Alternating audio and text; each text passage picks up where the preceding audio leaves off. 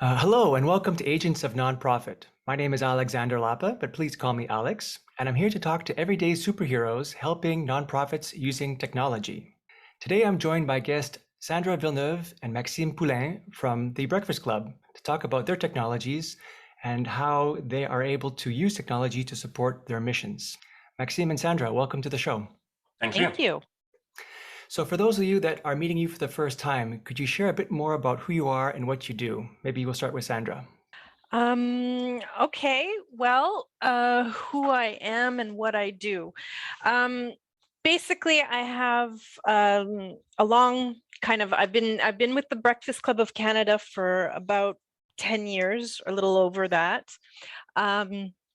I was first hired in the finance department, and then later on I went into the fundraising department. And so I was in a unique position to have kind of the full 360 of how Breakfast Club of Canada works, in terms of seeing how the money comes in and how the money goes out. And then I have since a year or so, a little over a year, I can't even remember. I switched from the fundraising department to the IT and finance department with Maxime, and there I am the Salesforce, eventually soon to be admin. Awesome. And Maxime? Yes. I don't have as long of an experience as Breakfast Club compared to Sandra. I've joined Breakfast Club in June 2020, so basically right in the middle of the beginning of the pandemic. I'm Director of Operations and Technologies. So mostly I basically lead the digital transformation of the club since I joined. Prior to that, I've never worked for nonprofit organization. It was always for-profit companies from very large corporation, and mostly in the last few years, US-based startups. Awesome. So full disclosure, the Breakfast Club and Maxime and Sandra and I work together. I've had the pleasure to support the Breakfast Club for a number of years. But I have asked them for their honest opinion because it's more than just about Salesforce. It is about all the technologies that the Breakfast Club use. So there's a lot of material that we can cover because I know you guys a bit better than some other clients and some other interviewees. So what I would love to start is tell me a bit more about what the Breakfast Club does. What is the mission of the Breakfast Club? How does it do what it does? Yes, of course. If we have a full-length mission on our website, but what I would like to tell is basically our headline: helping children to reach their full potential, one breakfast at a time. We reach about 500,000 kids currently each morning in about 3,300 programs, coast to coast to coast. That's very important because we have some of them that are very remote. So we ensure that kids have an equal chance in learning, of having enough energy each morning to focus in class. And that's our mission. We not only support, people tend to think sometimes it's only elementary school or middle schools, but we also support some high schools and also some daycares with the pilot projects. And you're mostly focused, and I understand that it's mostly in Quebec today, but you do coast to coast in Canada, right? It's only within Canada, and you said coast to coast to coast. We're talking about southern and northern coasts. Yes, exactly. Eastern and Western and Northern. Yeah. South Coast would be the US, but but yeah, no, we are present everywhere in Canada. And the organization was Club des Petits Déjeuners in French. The organization was founded in 1994 in Quebec. In 2006, if I'm correct, they created Breakfast Clubs of Canada in Western Canada. It was mostly financial support, still is. And in about, I don't remember the exact date, I think 2012, 2013. I had 2014, yeah. So a few years ago, they merged the two organizations together. So Breakfast Clubs of Canada and Club des Petits Déjeuners became Club des Déjeuners du Québec, Breakfast Club of Quebec became Breakfast Club of Canada, a single organization coast to coast. Of course, in Quebec, we have a more food delivery model. We have a distribution center, a warehouse. We ship food directly to schools. We have data center logistics.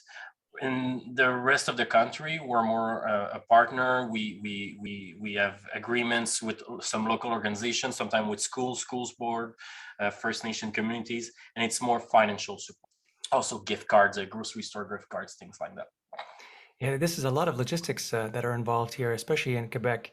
I was had the pleasure of seeing the warehouse that you guys have. So, can you talk a bit more about like the process in terms of let's start from the beginning of receiving donations, how you manage that money at a higher level, and then how you allocate that money to be able to distribute these meals to schools and maybe how schools get involved in the Breakfast Club. Yes, yeah, exactly. So we have multiple support models at the club. And when it comes to the schools, sometimes, as I said, we support a school directly. We have an agreement with them. Sometimes it's a group of school. Good example is a school board, and then they redistribute. And sometimes it's a high-level partner or a hub, a food bank. So we have various mobile models. We adapt ourselves. Canada is a large country, rural, both urban, different realities as well.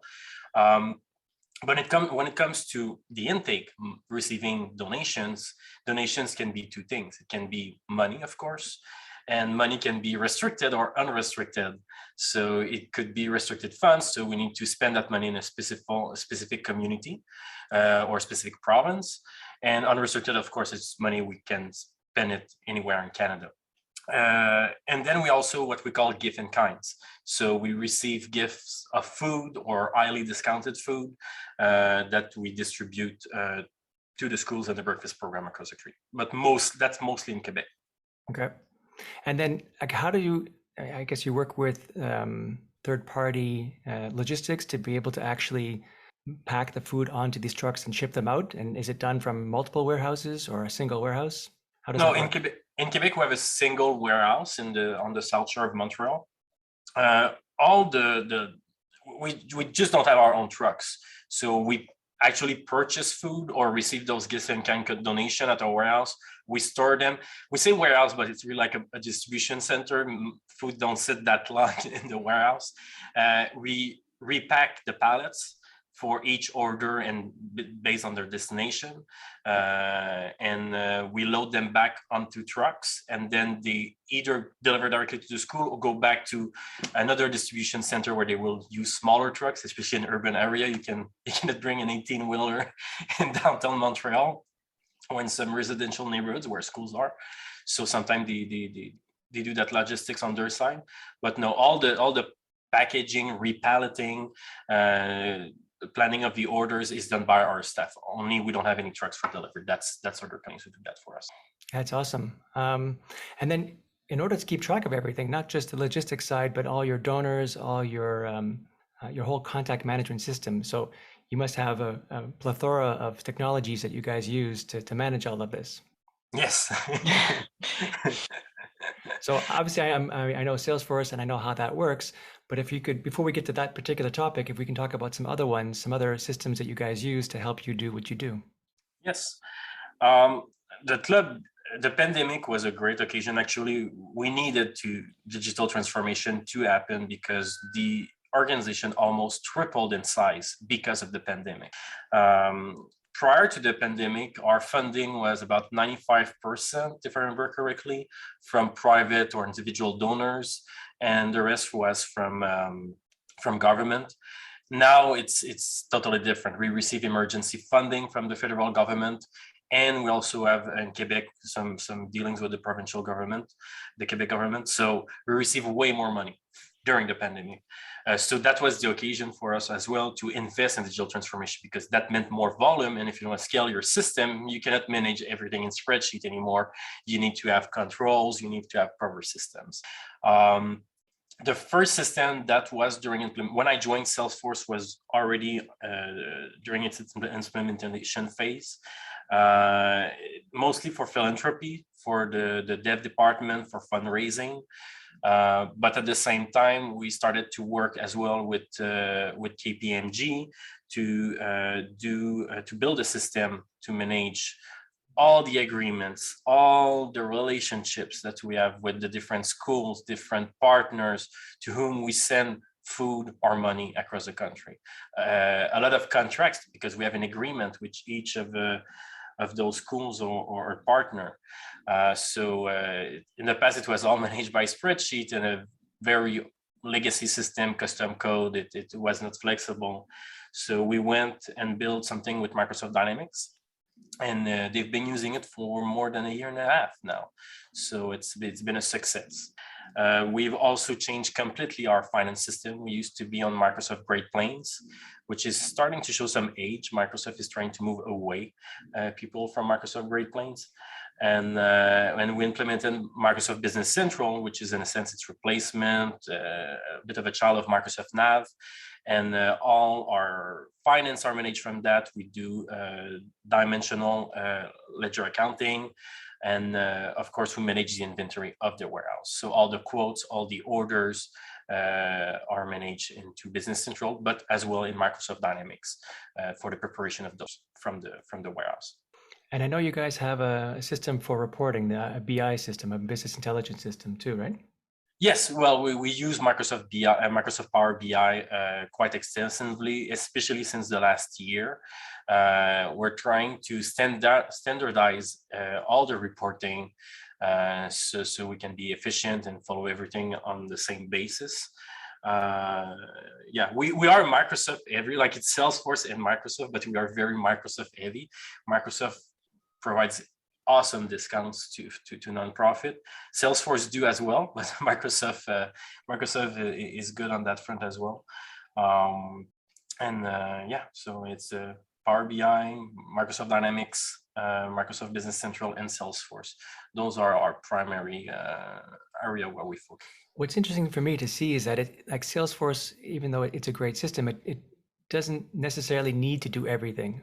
I mean, it has extensions and possibilities and third-party plugins, but it's great to see a situation where you leverage Salesforce for what it does best, that CRM perspective, but then you use other technologies like Microsoft in other elements to combine and to give a holistic and complement. Rich, yeah, it complements each other, exactly. Yeah. How do you find that in terms of, I don't want to go too technical, but is it easy to get these two guys to talk to each other, these two systems rather, to talk to each other, or is it you need somebody who's a bit more technical savvy to be able to do that? It really depends. As of right now, we don't try that much to synchronize the two, but we're going in that direction and we're working with you to accomplish it. But I don't find it that hard. It's always about proper master data management, making sure that the import formats are right. How much automation also are we willing to put in as well?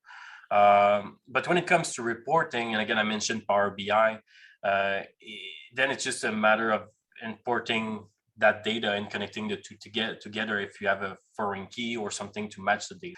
And we do have it. So in terms of reporting, it's easy. In terms of importing data, of course, there's more challenge, but everything go well together. Of course, when you're within the Microsoft suite itself, sometimes we assume, oh, that would be easy. There's a challenge itself between, let's say, Business Central and Microsoft Dynamics. So it's not more complicated with Salesforce. In a normal system, or not a normal, but it's common to see when you have multiple systems together in one organization to have some kind of middleware that combines the two, and it provides that kind of synchronization so there is no manual, exporting, importing type of scenario. I know you guys don't use that, but I know you've kind of moved in that direction, or at least explored that a little bit. Can you talk a bit more, where you explored and then what was the result of that exploration? That's definitely where we're going. That's definitely the next step. In terms of exploration, we've done some tests. Of course, we've explored it, but not that in depth. We're still, let's say, in the continuous improvement phases of all those different systems, and that integration right now is more at the reporting level than data synchronization, let's say. But it's coming up. It's coming up. We see it down the road quite soon. So let's go a bit further then, deeper into the Salesforce side of things. Yep. I know Salesforce was not the first CRM. You started with a previous one called Prodon before. Can you talk a bit about that? And let's talk about what is Prodon, what does it do for you, or what did it do for you? And then what was the motivation, if you do know, because I know you guys were brought on to Salesforce a bit later on, what was the motivation to move from Prodon to Salesforce? Of course, I think Sandra, you have more historic. I wasn't there so much during the usage. I know even prior to that, we had Razor Edge. Oh, but that was way. That was in the very first beginnings. Was Razor's Edge, but they quickly went from Razor's Edge to Proudhon, and I believe what was happening is because there were two separate entities. So there was the breakfast clubs that was catering to outside of Quebec, and you had the Breakfast Club of Quebec, and both had their own Proudhon CRMs, and was using it actually very differently because, of course, as Maxime explained, the Quebec side is more about warehouse and deliveries and logistics and so on and so forth, and the outside of Quebec was more about just getting the money in and then getting the money out. So when we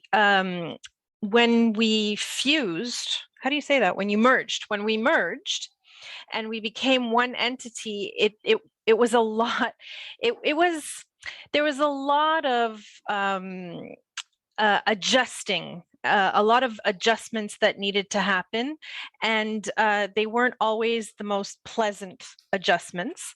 And what ended up happening is not everybody was actually using Proudhon the way that normally a fundraising would use it.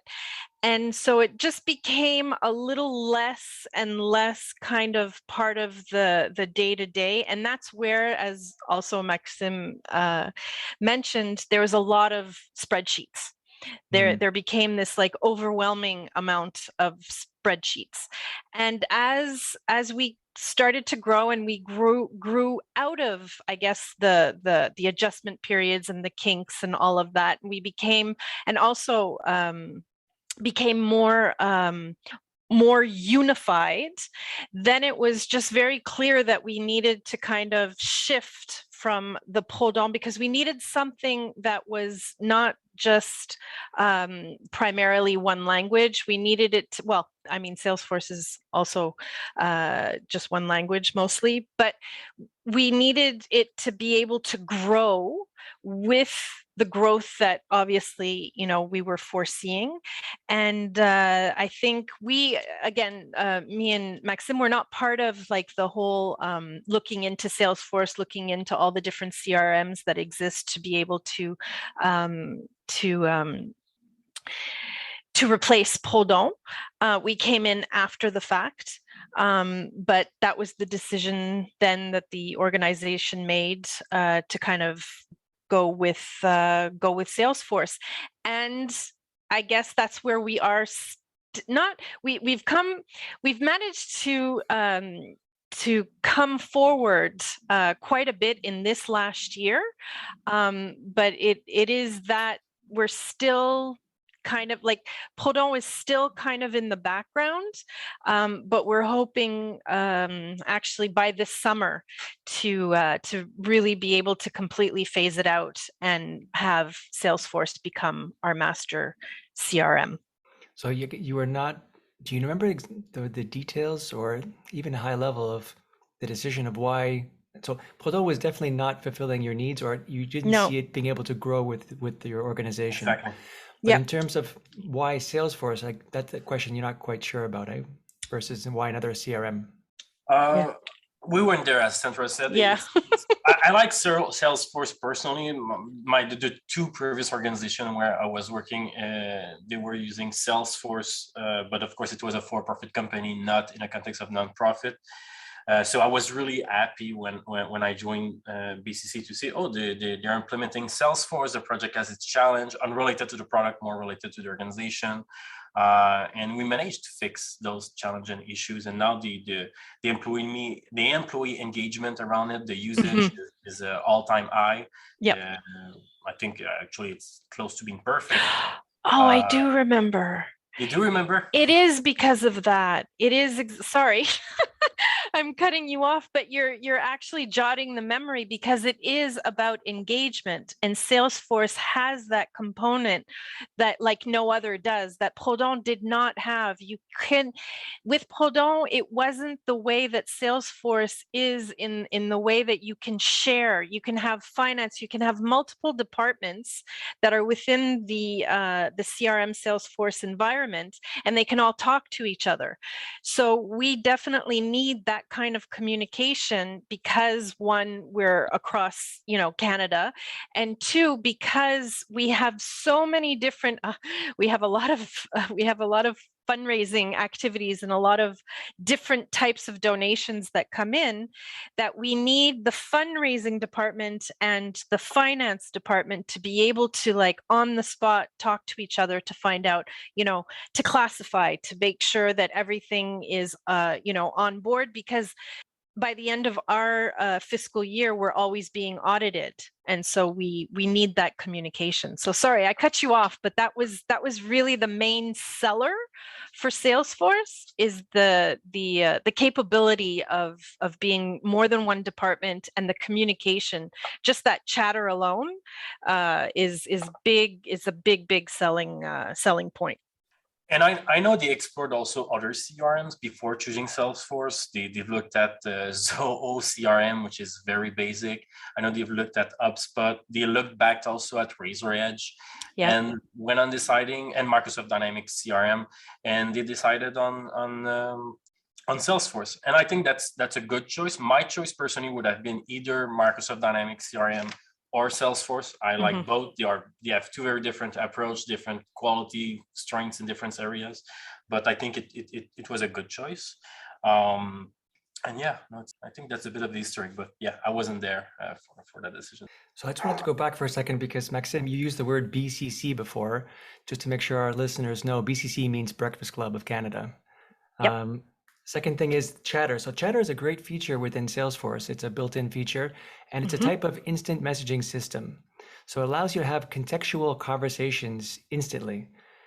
You can basically, mention people like you would on any type of social network, and you're having a conversation about a particular piece of data, whether it's a contact or an account or an opportunity. You're having a conversation in context of that. So if I could mention Sandra, for example, saying, "Here, take a look at this," and Sandra will know based on the context what this means. I don't need to specify any more details than that. So that's one of the great powers and simple but powerful features of Chatter. The other thing is, in moving from a system like Proudhon that you've used, I imagine, for a number of years to Salesforce, there's a lot of change management. You talked about even today, X years later, you're still using some features of Proudhon, and you're moving slowly further away from that and more into Salesforce. How did you encourage that kind of change management? Because I know people get locked into, look, I'm used to doing things one way. Now you're forcing me to do it in a new way within Salesforce. How do you meet that challenge? Education is really the key, I think, and in a sense, leadership engagement as well. But really, education show the users what's possible to accomplish, how it will make their life easier, and also protect the organization. Because that's the thing with sales, and the main reason I think sometimes of using a CRM, you have employee turnover, maternity leaves, any life events. So if someone leaves the organization, also it's about keeping that knowledge of who are your donors, who are your partners and potential clients in the private sector, so you can keep track that of. So many companies don't have a proper CRM. A salesperson leaves the company, and then all that information or relationship history is lost. And I think that's really insurance for the organization. But also keeping track of. I always say, oh yes, sometimes salespeople, they will say, oh, I never lose a sale. Oh no, I have everything in my mind. I'm fine. Yes, of course, the large sale, you never forget about them. But what about those $1,000, $5,000 smaller sales? You don't realize, but sometimes if you don't have a proper system to keep track of those, for sure you forget to call someone, send an email, do a follow-up. So there's a lot of value into that. And quite frankly, as soon as you explain it to people, you educate them, you show them how it will make their life easy, and they are on board at that moment. Yeah, they do. They tend to fall in love with it. Yeah. Yeah, I mean, like with everything that's new, it's normal to have a bit of resistance to say, Hmm. you know, why do I need to learn about this? And Yep. it's making sure you show the benefits. And if it's a good move, and it sounds like it was a good move, the benefits definitely outweigh the cons. Yep. I have another client, for example, who I had to migrate them from Google Forms and Google Sheets to Salesforce. And at the beginning, it was a bit of a hard sell because she was telling me, well, listen, I can go into Google Sheets, I can click two buttons, and I'm updated. Like it takes me X number of clicks, you know, significantly more clicks to do that same process, but in Salesforce. And I had to educate her and show her all the benefits you're getting out of having a proper structure, a proper system, security, reporting, all these other benefits that come with Salesforce that you wouldn't normally get within, or you don't normally get within Google Sheets and Google Forms. So, I mean, it's a simple example, but the idea is that there's always that kind of resistance, and you can't just force. I guess you could force people, but you want to encourage people and show them really like what they're getting out of it and how their life will be better in some way, even though it might take a couple more clicks. Exactly, and there's a lot of things you can accomplish with spreadsheet. That's the default go-to. It's with a spreadsheet you can build almost anything. Mhm. However, it will always lack controls, good governance, and will not necessarily scale up with your system and processes. So yeah, for sure, with change management and digital transformation, there's that frustration because once you implement more control, more rigidity into a system, I mean, in a spreadsheet, it's easy. You add one column and you're done. You added a new field basically in your system. Um, it will create some frustration because things are harder now, but they are harder for a reason, because rigidity, having a repeatable system, is what will enable you for growth.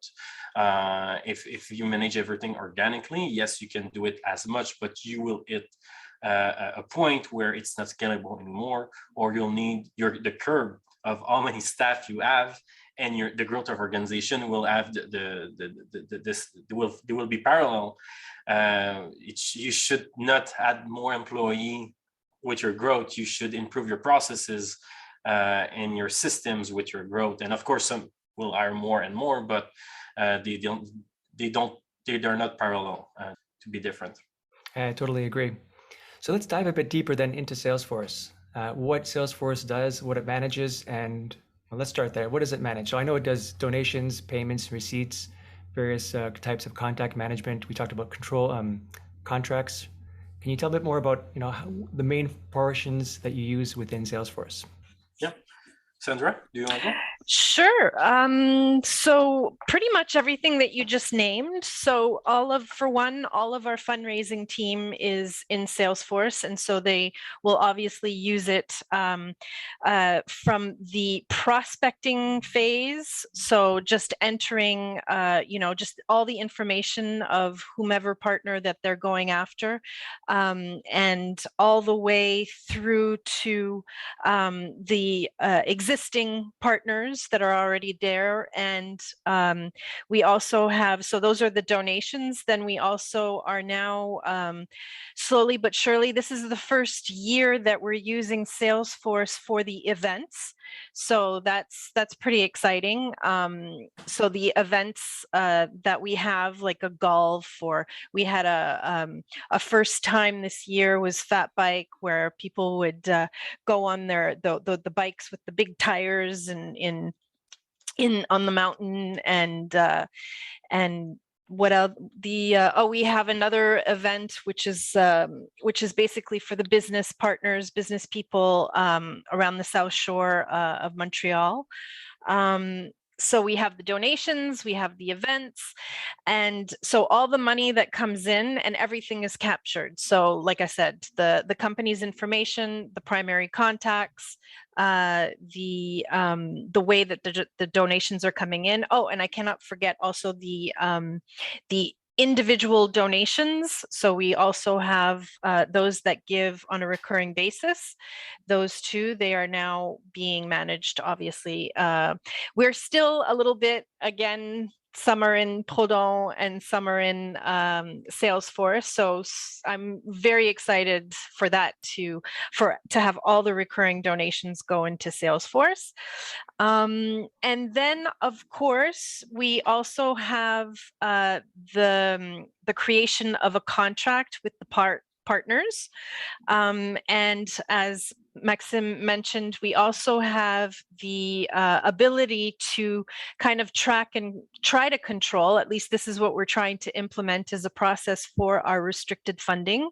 So it would start with contracts, looking at a contract record page, putting all the information, and then have the other two departments kind of take that information that starts in Salesforce. So from the finance department, and then with the programs department in tracking all the amounts that are going to the different regions, different schools, and so forth. And then what is also happening is obviously the financial aspects. So really looking at all the donations that come in. So we have our finance department, those that are doing all the data entries for all the checks and the direct deposits. They're going directly into Salesforce. So then the fundraising team, they get to know that their donations have come in, those that they worked really hard on. And then what happens is we're able to send thank you letters, so acknowledging people's donations. We're able to create those letters. We're using the Conga for Salesforce, and that too, that has the contracts, the letters, and all the various different kinds of letters that we have, the gift in kind, the in memo, in tribute. That too, we were able to implement within Salesforce, people who are giving in memoriam or in honor of. Yeah, so then all the way to the tax receipt. So you were very, very instrumental in making that happen for Salesforce, is to create the tax receipt object, because as a charity, we do issue tax receipts for donations that are over $20. And so that too, this year was the first in which we were able to send out the recurring donation consolidated receipt out to the people, which that was very exciting. And yeah, that's we're still, we're still working on trying to get from the finance in terms of like getting all the ins of the donations to go into Business Central. That is what we're currently now working on, trying to have that information, all that data kind of flow into Business Central. Basically importing everything from all our closed-won opportunities as an import to do the proper writing in the ledger of our accounting system, finance system. Right. And then the entry points for donations, going back there for a second. Yeah. I know you guys have web forms on the website for individuals to make donations, and you have then various teams as well doing outreach to get to solicit donations. Can you talk a bit more about how that entry point is? Because it's not just donations from people. I know you've got in-kind gifts as well, and you've got matching gifts. I know that if I go to Costco, for example, I can also sign a little piece of paper. Our campaigns, Yeah. We have multiple, let's say, different paths where we receive donations. But of course, the most obvious one to the general public is web donation from the form on our website, which we integrated with you, Alex, where we use FormStack, and you've created a web form object that creates a bunch of flow. It's connected with Stripe as well, but that's a small portion actually of our revenue. Most of our revenue comes from companies, corporate donations, and partners, and governmental as well. But beyond that, beyond like people entering their credit card on the website, we do receive also donation, like out of the blue. We'll receive a check at our head office. Sometime we'll receive people sending in gift cards sometime. And we do also partner with a grocery foundation, and we receive donations of gift cards from Grocery Foundation, from Sobeys, from grocery store chains that we redistribute. So that's like a bit of an in-between. It's not really a gift in kind. It has monetary value. It's a gift card. We redistribute them. Over the last year, we redistributed about 1.1 million of gift card in total value. So of course, we will track that opportunity of those donations that we have received. The challenge is more in the distribution. It's one opportunity, a few hundreds of agreements and gift card package to be sent to different schools across the country. In terms of other donation, and again, donation from partner, but there's also governmental donations that comes in that are larger contract. We have emergency funding as well, so we need to keep track of what's emergency funding and not, what's restricted and not. But yeah, most of the time it's corporate large donations that we track as opportunities, account that our development people, our philanthropy people are working to negotiate over time. It takes time, and then we have those smaller donations coming in from. And the campaign. So we have also the back to school campaign. Yeah. So we have Costco, we've got Walmart, we've got Bureau en Gros, Staples. And this year, I believe they started, because there's also a spring campaign, and they've started with the automotive industry this year. So they're going to start kind of going after different sectors, industry sectors. And that pretty much rounds it out. Yeah, Costco and Walmart are a good example, where at the registry, once you do a purchase, the cashier will say, would you like to do a donation to Breakfast Club of Canada?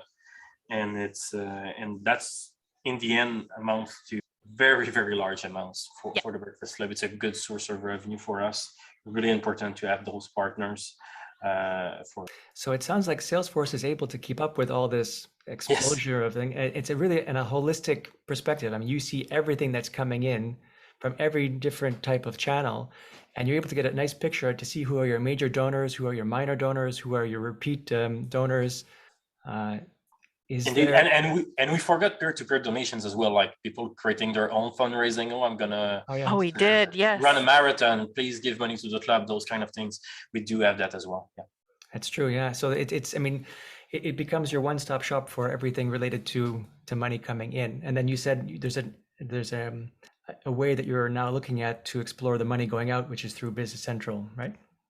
More Microsoft Dynamics, but also Business Central is really finance and accounting. So it's both money in and money out, but from a financial perspective, it's really a finance system.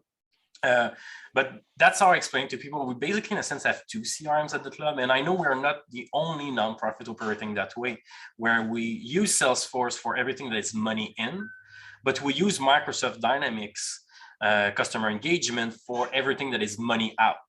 And it's really the same flow in reverse. So it's always, you have your opportunities, then you win or lose that opportunity, and you receive some money. So that's how we use Salesforce as a nonprofit. But when you look at how the programs manage it, it's a bit of the reverse, but the flow is the same. We have an opportunity to onboard a new breakfast program. We negotiate with them. We sign an agreement of like how many children we're going to support, how much money and equipment we'll send them, and food. And once that agreement is signed, the whole logistics operates. The money is sent, food is sent, or equipment is sent, and then the opportunity is closed won.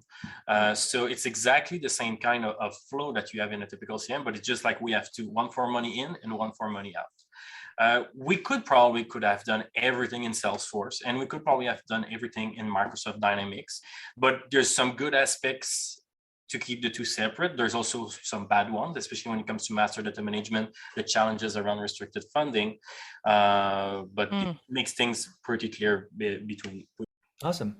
So here's where I would like your opinion on what you do like about Salesforce. And I would like it to be honest. And I know that Salesforce is a bit different than a lot of other CRMs in that Salesforce themselves, the company, sells the product, but they don't actually implement the product. That is, you buy Salesforce, it is usable off the shelf, but most likely in most scenarios, you work with an implementation partner, a Salesforce partner, to really cater and customize Salesforce to your particular organization's needs. So your experience of Salesforce can change dramatically based on who that partner is.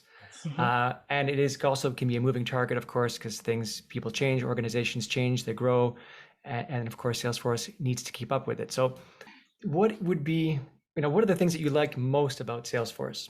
The most, I would say, the flexibility the system provides, but also the ecosystem around it, all the numerous plugins, package that exists, apps, connection. It's really the synergy of those two that I think it's one of the best product on the market. And Sandra? Well, me too. But it's mostly in terms of how we are able to work together. We were very siloed before Salesforce, and I find that now with Salesforce, it has brought all of these different departments together, and that's my favorite part of it. It's really to be able to all work together in this one system, which before we were unable to do. And it created a lot of silos, and it created a lot of difficulties, and it created a lot of miscommunications. And now we're able to just really see the communication flow. And let's say there is, a misunderstanding, it can be dealt with right there, right then. And that's the one thing that I just absolutely adore from Salesforce. If I can give a common quality to Salesforce and Microsoft Dynamics, they both share it. Since they are highly customizable, you can almost turn them as an XRM, not just a CRM. There's danger to this. You need to be very careful. That's how you will have cost overrun in a project, because you'll try to implement every little information area or system into your CRM. But that's also their strength. So there's danger to that. But if you can control it well, you can build something highly powerful and cater to the exact need of your organization. And that's to me a big plus with those two products. Yeah. I remember that quote that someone said, with great power comes great responsibility. So yeah. So that's exactly it. What about the opposite then? What is it, something you don't like, or something that you feel that could be improved within Salesforce? Oh, that's easy. And it's specific to nonprofits. I think it's pricing, really. To be honest, the competitors of Salesforce, sometimes in terms of nonprofit pricing, they are way more aggressive. The offer is more interesting. I feel for Breakfast Club, it's fine. I mean, it's more expensive, but we do have the budget. But when I think sometimes of small organization, of course, with NPSP, you have 10 free license, so that's good. But I feel like an in-between organization that would need 15, 20 license still feel expensive to me. So I feel there's like a middle area where Salesforce is lacking, where their competitors in terms of pricing are there and offering. It's expensive. Yeah. Just to add some, they use another acronym, NPSP. So that's Salesforce Nonprofit Success Pack. I always have a problem saying that. But it's basically the nonprofit cloud, the nonprofit product that Salesforce adds and offers for free, actually, 10 free user licenses. So they basically take their enterprise edition version of Salesforce, which is one of their most advanced versions, has all the bells and whistles, and they give 10 free licenses to nonprofits. And that applies to anywhere in the world. And that's awesome. And this is something actually like Microsoft doesn't offer those 10 free licenses for Dynamics. They offer a very good price, but they don't offer it. So that's why an organization of a small nonprofit with not that many employees, my go-to suggestion would be go with Salesforce just because of that. A very large organization also, it's very interesting because you have the budget to pay for those licenses and the return on investment surely is there. But yeah, mid-sized nonprofits, it can be a challenge, but everything is negotiable, of course. You just have to be good at negotiation. Yes. So Sandra, what about yourself? Something you don't like or would love to see better? It was surprising that we got NPSP and there wasn't the availability of tax receipting, so that was kind of a surprise.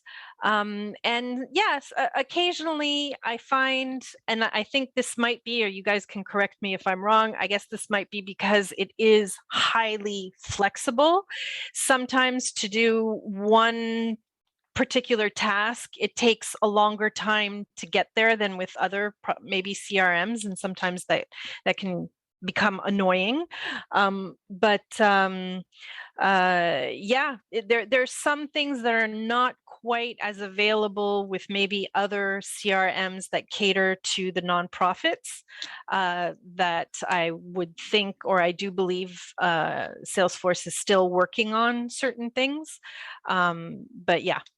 That was surprising, not having the tax receipting. Yeah, and I know that Salesforce is a growing product. It definitely is not static. Every they have releases 3 times a year. They do.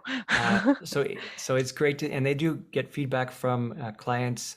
There's a whole mechanism where you can submit an idea to Salesforce that other people can vote on, and if enough people vote on it, then they'll implement it.